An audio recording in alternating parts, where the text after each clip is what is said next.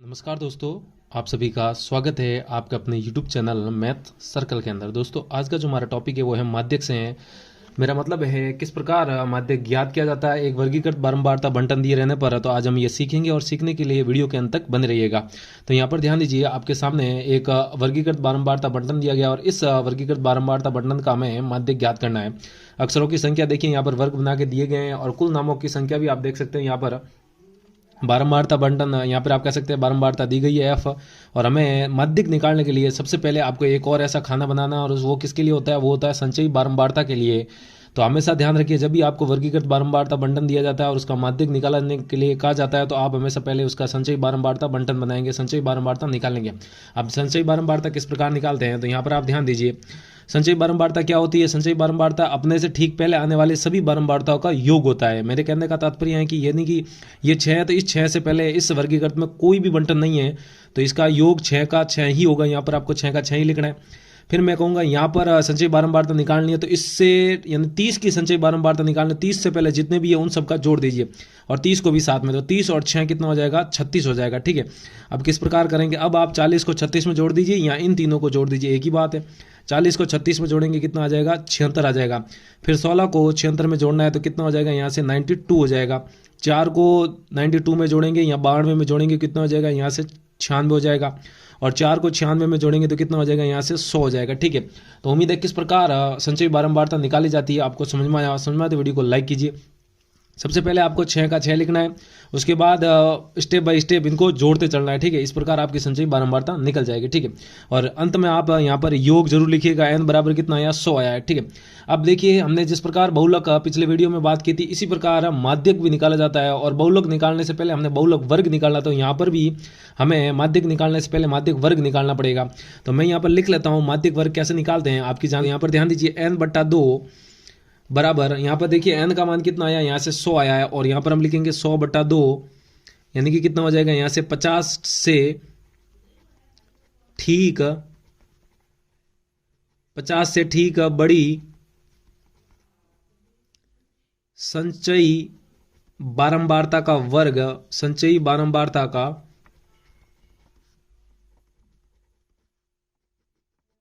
50 से ठीक बड़ी संचयी बारंबारता का वर्ग, संचयी बारंबारता का वर्ग ही माध्यक वर्ग होगा। ठीक है, तो ध्यान दीजिए मैंने यहां पर क्या लिखा है,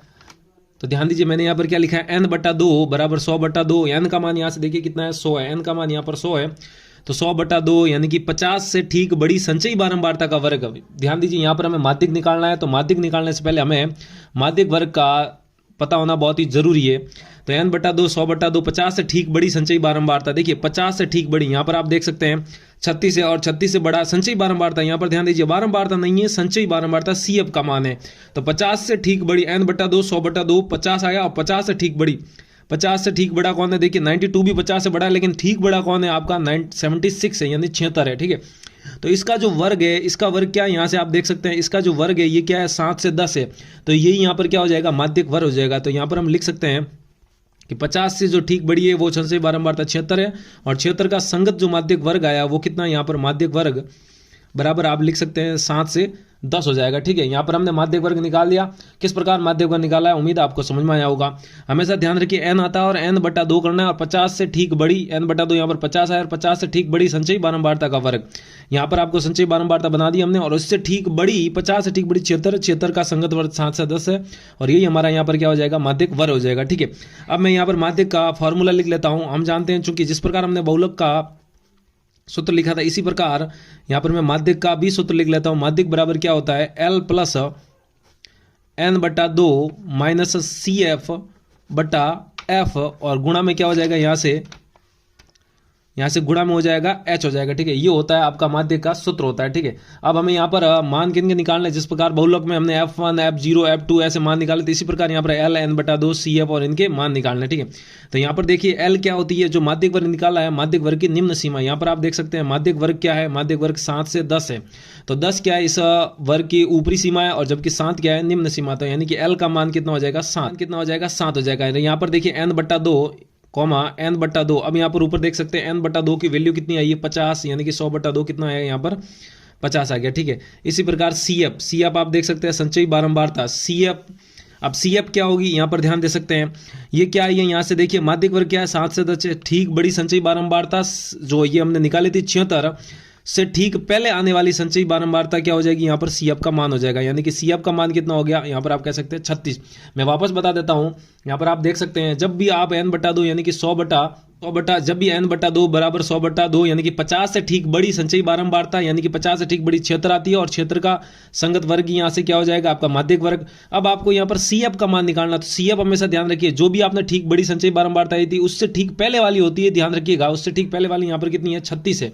मेरे कहने का तात्पर्य है यहाँ पर CF का मान कितना हो जाएगा 36 हो जाएगा। ठीक है, अब F कितना हो जाएगा, F हो जाएगा माध्यक वर्ग की संगत बारंबारता। F क्या हो जाएगा आपका माध्यक वर्ग की संगत बारंबारता। यहाँ पर आप देख सकते हैं माध्यक वर्ग 7 से 10 आया और इसकी संगत बारंबारता कितनी है, यहाँ पर F है, ये संचयी बारंबारता और ये बारंबारता है, तो माध्यक वर्ग की संगत बारंबारता कितनी है 40 है, तो वो F का मान कितना हो जाएगा यहाँ से 40 हो जाएगा। और इसी प्रकार आप H का मान भी लिख सकते हैं। H क्या होता है, माध्यक, जैसे बहुलक में बहुलक वर्ग का वर्ग अंतराल था, तो यहाँ पर माध्यक वर्ग में माध्यक वर्ग का वर्ग अंतराल जो कि कितना है यहाँ पर 3 है। ठीक है, अब जो भी यहाँ पर हमने डेटा यहाँ पर आंकड़े लिखे हैं उन्हीं आंकड़ों को इस सूत्र में रख दीजिए और हमारा मान आ जाएगा माध्यक का। ठीक है, तो यहाँ पर आप देख सकते हैं मैं माध्यक लिख रहा हूं, माध्यक,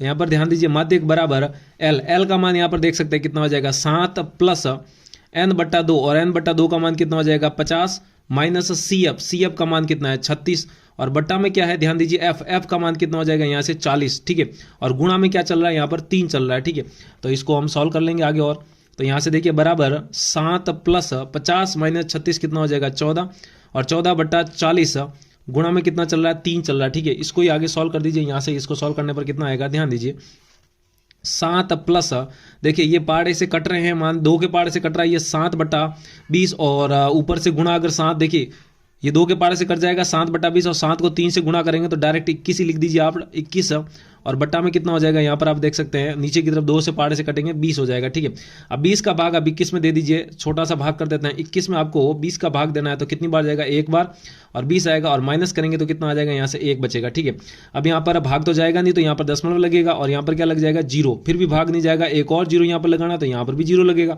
20 का भाग इसमें कितनी 100 में कितनी बार जाएगा 5 बार, यानी कि आप कह सकते हैं यहाँ पर आ जाएगा 100 और घटाए के कितना आ जाएगा 0 आ जाएगा। ठीक है, तो यहाँ पर 20 का भाग इसमें कितनी बार चला जाएगा 7 प्लस 21 में 20 का भाग जाएगा 1.05 और इनको आप जोड़ देंगे तो कितना हो जाएगा 8.05 और यही हमारा क्या हो जाएगा माध्यक हो जाएगा। ठीक है।